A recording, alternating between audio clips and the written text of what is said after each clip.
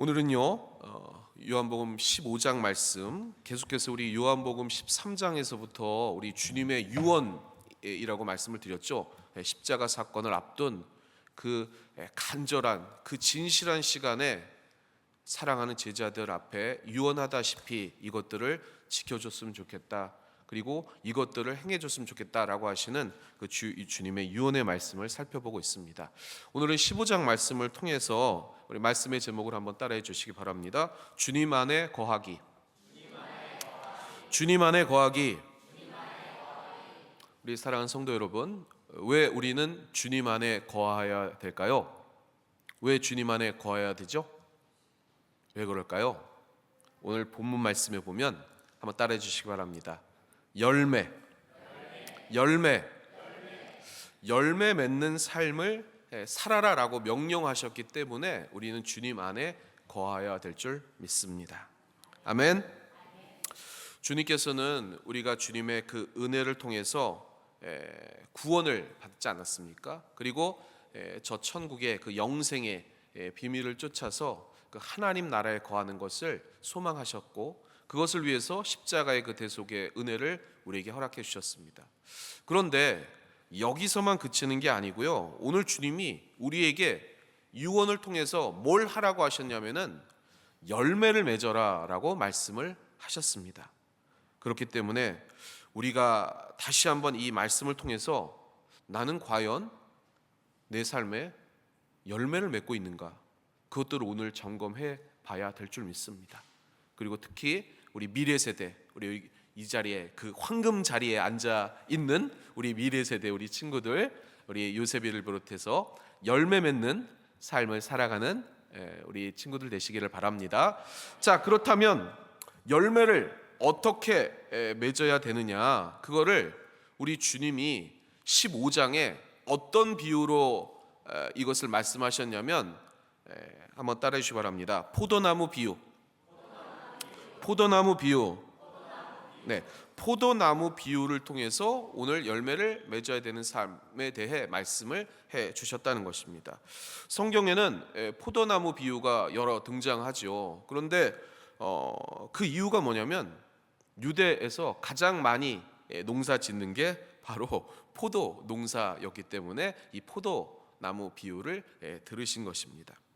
아마 유대 땅에 사과나무가 풍성이 있었다, 그 나무가 있었다 그러면 사과나무 비유를 들으셨을 것입니다. 그런데 오늘 포도나무, 다른 뜻으로 포도나무를 이야기하는 것이 아니라 그 당시 가장 유대인들이 흔히 접할 수 있는 나무, 과실이 이 포도나무였기 때문에 그 말씀을 하신 것입니다. 아주 오래됐죠. 여러분이 아시는 것처럼 이 창세기의 족장 시대에 노아 때부터 벌써 포도나무를 농사를 지었던 것을 여러분이 아실 수 있고, 이스라엘 백성들에게는 끊을 내야 끊을 수 없는 그런 나무가 포도나무였기 때문에 그렇다는 것입니다. 그런데 이 포도나무는 다른 과실과 같이 과수원이라든지 이런 것들을 접해 보셔서 농사를 해 보셔서 아시겠지만, 그냥 놔두면 저절로 열매를 맺는 게 아니죠. 가지치기를 반드시 해야 되고, 좋은 거름과 또 물을 줘야 되는 그러한 애씀이 있어야 된다는 것입니다. 그래서 이 포도나무는 이스라엘 백성들에게 풍요의 상징이었습니다. 지금도 그렇지만 조사에 따르면 한 나무에 포도 열매들이 풍성이 맺으면 한 철에 36kg, 한 나무에 36kg의 그 포도나무 열매를 맺을 수 있다고 합니다. 꽤 큰 그러한 소출이 아니겠습니까? 그런 것들을 오늘 뭐라고 말씀하셨느냐? 맺어라. 아멘. 맺으실 줄 믿습니다. 그것이 우리 주님의 명령이십니다. 그러면 주님이 우리 성도와 우리와의 관계를 포도나무와 가지로 묘사를 하셨는데, 그게 오늘 5절 말씀인데요, 우리 5절 말씀 같이 한번 합독해 보겠습니다. 시작. 나는 포도나무요 너희는 가지라. 그가 내 안에 내가 그 안에 거하면 사람이 열매를 많이 맺나니 나를 떠나서는 너희가 아무것도 할 수 없음이라. 아멘. 우리 하나님께서 우리에게 원하시는 것, 바로 열매 맺는 것입니다. 우선 여기서 우리가 먼저 생각할 것은 오늘 본문 말씀에 내 아버지는 농부다라고 말씀을 하셨습니다. 우리 주님이 포도나무고 우리 아버지는, 하나님 아버지는 농부신데, 그 농부가 원하시는 게 뭐냐면 과실을 많이 맺는 것입니다. 오늘 2절에도 보면 더 과실을 맺게 하려고, 5절에도 보면 과실을 많이 맺으면, 8절에도 보면 과실을 많이 맺나니, 하나님의 소원이 뭐라고요? 농부이신 하나님의 소원이 뭐라고요, 여러분? 과실을 그냥 맺는 것이요? 많이 맺는 것. 아멘. 그래서 여러분 생각해 보셔야 됩니다. 우리 하나님이 원하시는 게 여러분이 과실을 많이 맺는 게, 그게 하나님의 소원이라고 말씀을 하셨습니다. 과실 많이 맺으시고 계시죠? 네, 아멘이 적을 줄 알았어요. 과실을 많이 맺으시기를 주님의 이름으로 부탁을 드리겠습니다. 입만 무성한 그런 가지를 원하시는 게 아니라 과실을 많이 맺는 그러한 가지가 되어야 된다고 말씀을 하셨습니다. 주님이 입만 무성한 이 무화과 나무를 저주하신 것을 여러분이 아실 것입니다. 나무의 본질은 뭐냐? 이 과실의 그 나무들의 그 궁극적인 그런 본질은 뭐냐? 열매를 많이 맺는 것입니다.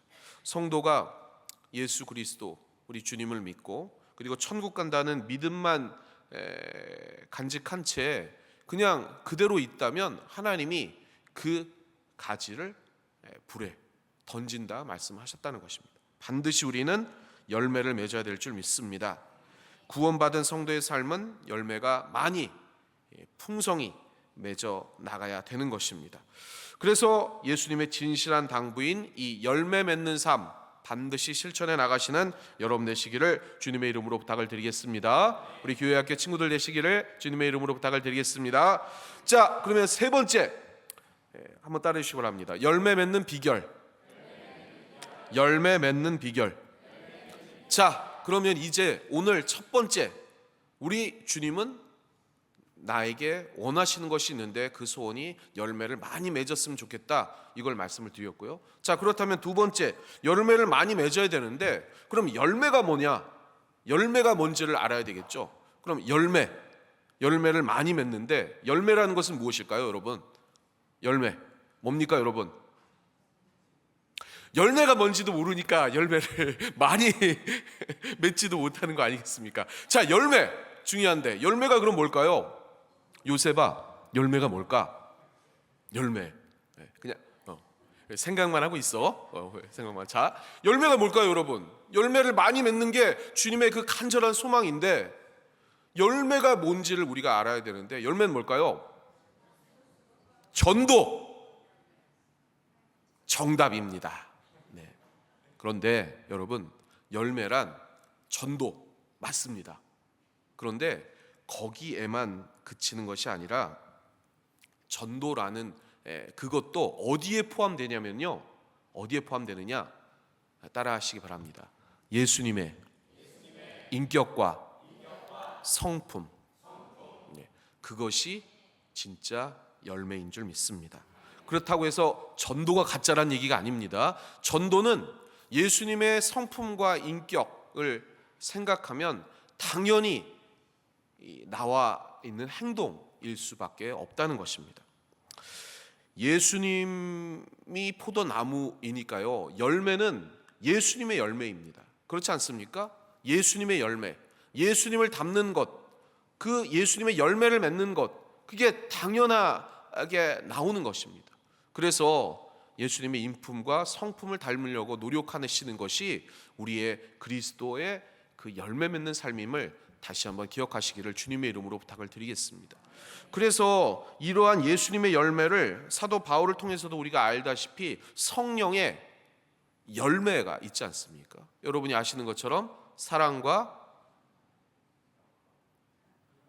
희락과 화평과 오래 참음과 자비와 양성과 충성과 온유, 절제, 이러한 것들을 잘 생각해 보시기 바랍니다. 궁극적으로는 성령의 은사도 필요하죠. 그것은 선물이죠. 그 하나님께서 주시는 것이고 또 주었다가 다시 걷어가실 수도 있는 그러한 기능적인 역할인데, 궁극적으로 우리가 따라가야 할 것은 뭐냐? 열매라는 것입니다.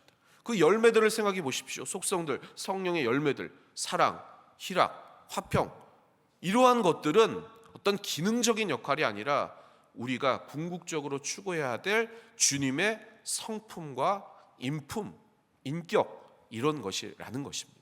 그것을 통해 하나님의 나라를 우리의 삶에서 증명해 나가고 전하고 그리고 확장하는 것이 열매 맺는 삶인 줄 믿습니다. 이 과실을 통해서 하나님께 영광 돌리라고 오늘 본문은 이야기하고 있습니다. 여러분은 하나님께 그렇게 영광 돌리시고 계십니까? 그 열매를 통해서 하나님께 영광 돌리고 계십니까? 아멘. 네, 아멘이 잘 안 나오시네요. 네, 그렇습니다. 이 시대가 많은 세대 가운데서 우리 기독교의 신앙이 정말 악의적으로 대하는 그런 세태를 살고 있습니다. 그 원인 중에 하나는 뭐냐면, 우리가 나타내 보이는 그러한 예수의 열매가 진정 주님의 영광으로의 그 열매가 아니라 단면을 통한 어떤 약점과 단점들, 그런 것들이 보이기 때문이라는 것입니다. 그래서 오늘 다시 한번 예수님의 열매, 그 그리스도의 인격과 성품에 대한 그 열매를 맺으시기를 소망해 나가시는 여러분 되시기를 주님의 이름으로 축원합니다. 축원합니다. 자, 그렇다면 열매가 뭔지를 알았어요. 열매, 전도를 포함한 주님의 사랑에 뜨거운 마음이니까 당연히 전도를 해야 되겠죠. 왜냐하면 이 사람이 죽는다고 생각하면 가만 놔둘 수가 없잖아요. 주님의 마음이라면 그 사람을 주님의 구원의 은혜 안으로 이끌어 나가는 것이 주님의 마음이고 주님의 성품이고 주님의 인격이고 우리의 할 일이니까 당연히 전도해야 됩니다. 그런데 거기서 그치는 것이 아니라 그 영혼이 예수님을 닮도록 전도하고 그리고 양육하는 것도 전도이고 그리고 그를 하나님의 백성으로 키우는 것도 그것도 전도라는 것입니다.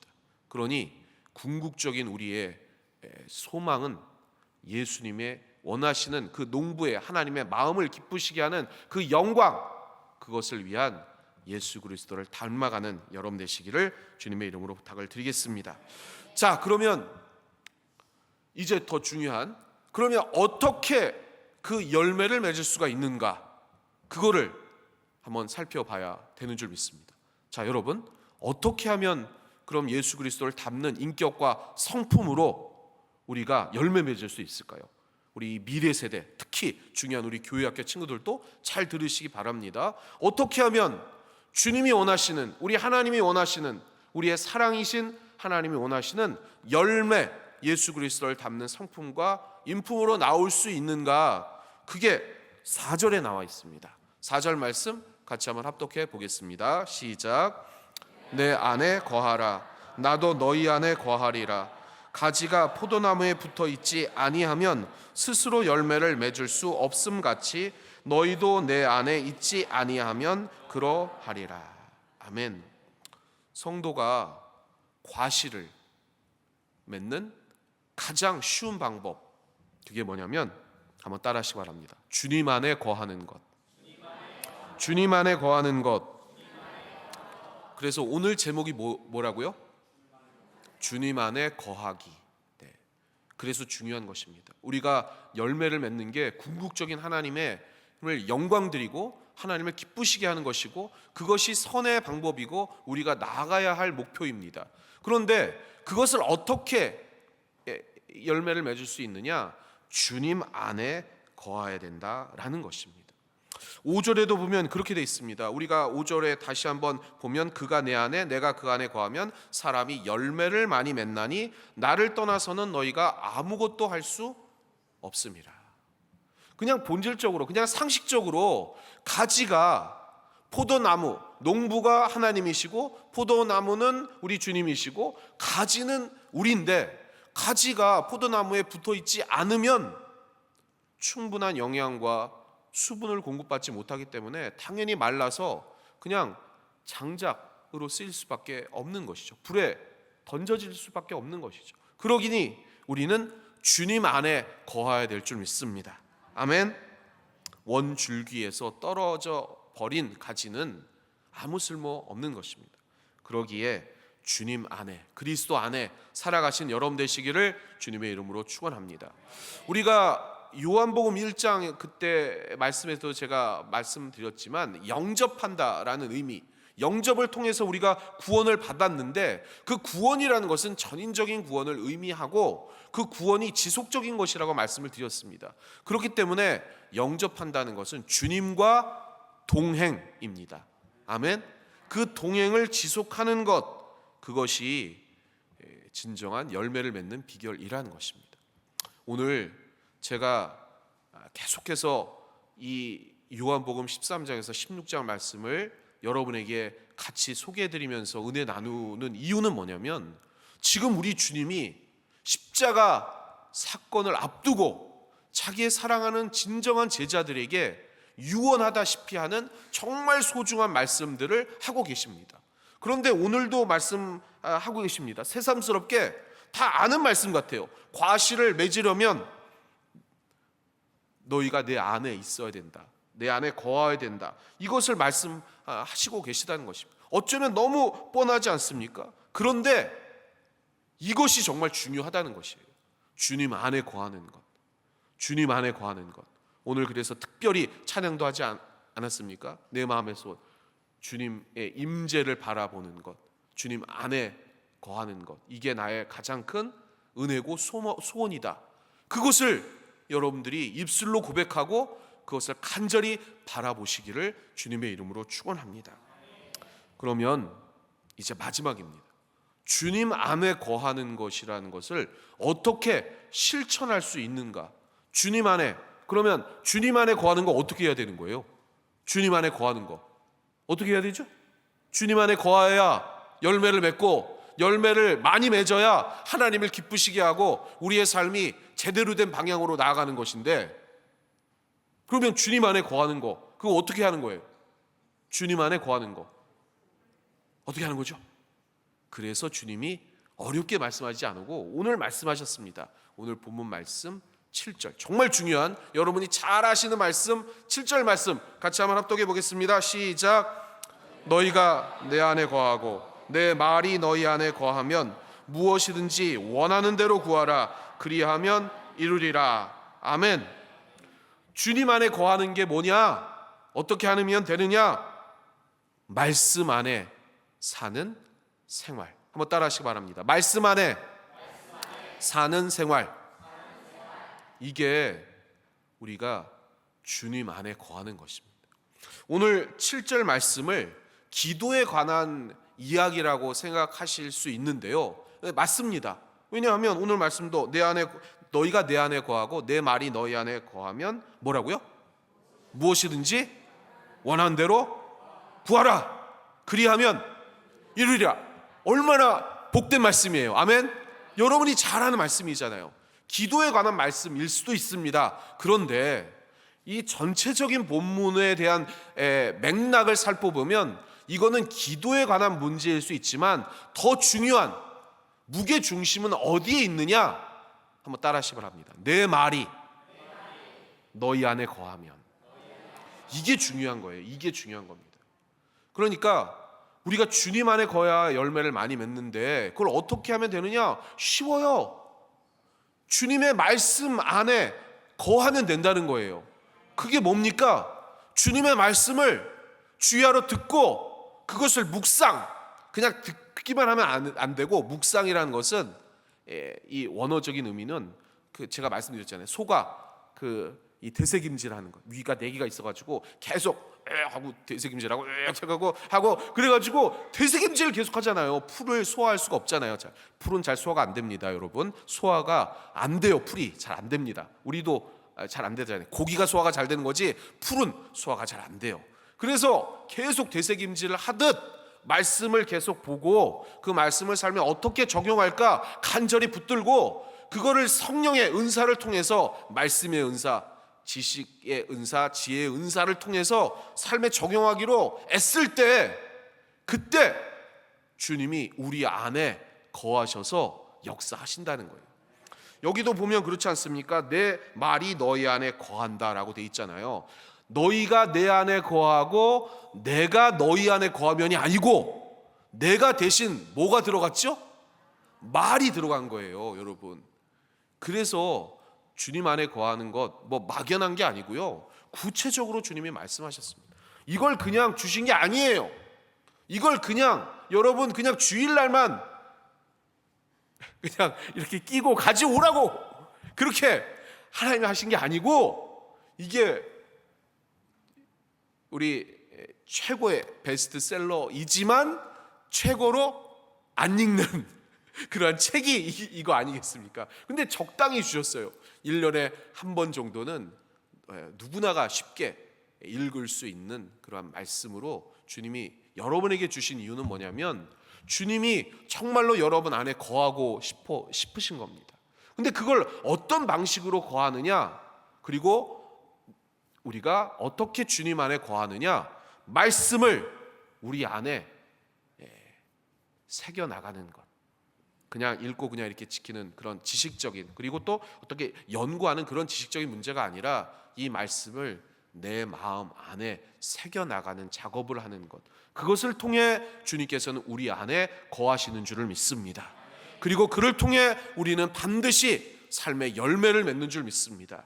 그 삶의 열매들이 주님을 닮아가는 삶으로 그렇게 주님의 성품과 인격의 열매들을 통해 하나님의 영광을 드러내고 세상 속에서도 그 하나님의 선한 덕을 알게 함으로 말미암아 예수 믿는 사람은 다르구나, 그리고 교회 신앙생활하는 거는 이런 거구나를 증명해 나갈 수 있다는 것입니다.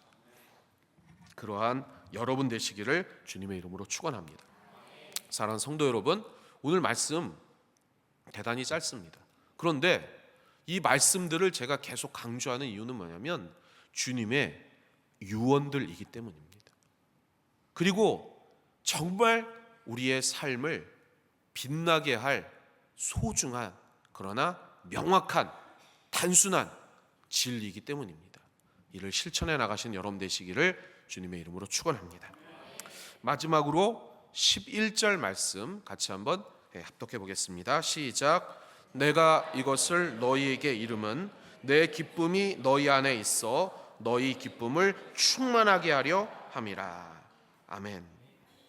말씀을 정리해 보고자 합니다. 주님이 여기에 이렇게 말씀하셨습니다. 내가 이것을 너희에게 이름은, 다시 말하면 내가 이것을 너희에게 이렇게 이야기하는 이유는 뭐냐면 내 기쁨이 너희 안에도 충만하게 있게 하려 함이라, 이 말씀입니다. 혹시 이 자리에 정말 최근에 내 삶이 어렵고 힘들고 기쁨 하나도 없고 힘들기만 하고 정말 광야 같은 삶에서 제대로 된 희망 하나 없어서 슬퍼하신다면 오늘 주님의 이 말씀을 다시 한번 가슴에 새기시길 바랍니다. 뭐라고 말씀하셨습니까? 이렇게 내가 지금 이야기하고 있는 것은 너희에게 이렇게 유언하다시피 중요한 말씀들을 전하는 이유는 뭐냐면 나는 기쁨이 충만하다. 그 기쁨을 너희도 좀 깨달았으면 좋겠다. 그래서 이 말을 지켜나가면 너희 안에 기쁨이 충만해질 것이다. 그러니 내 말을 잘 듣고 이것들을 지켜나가라. 그러면 너희 삶에도 풍성한 열매, 내가 다시 와서 너희들을 부르기까지 이 땅에 살면서 어려움 당하지 아니하고 슬퍼하지 아니하고 진정한 나의 기쁨이 너희 마음 안에도 넘쳐날 수 있을 것이다. 그러니 이 말씀을 지켜라 라고 말씀하고 계십니다. 사랑하는 성도 여러분, 오늘 이 말씀을 통해 주님의 기쁨이 충만히 넘치시기를 주님의 이름으로 축원합니다. 그러할 수 있는 방법 정말 단순합니다. 그건 뭐냐? 주님을 초청하면 됩니다. 주님이 먼저 지금 요한계시록의 말씀처럼 마음의 문을 열어다오 이렇게 말씀하셨습니다. 그 주님의 초청에 주님을 모셔드리고 그를 통해서 이 주님의 그 말씀의 생명의 역사들을 삶에 나타내므로 기쁨이 충만히 넘치시는 여러분 되시기를 주님의 이름으로 축원합니다. 축원합니다.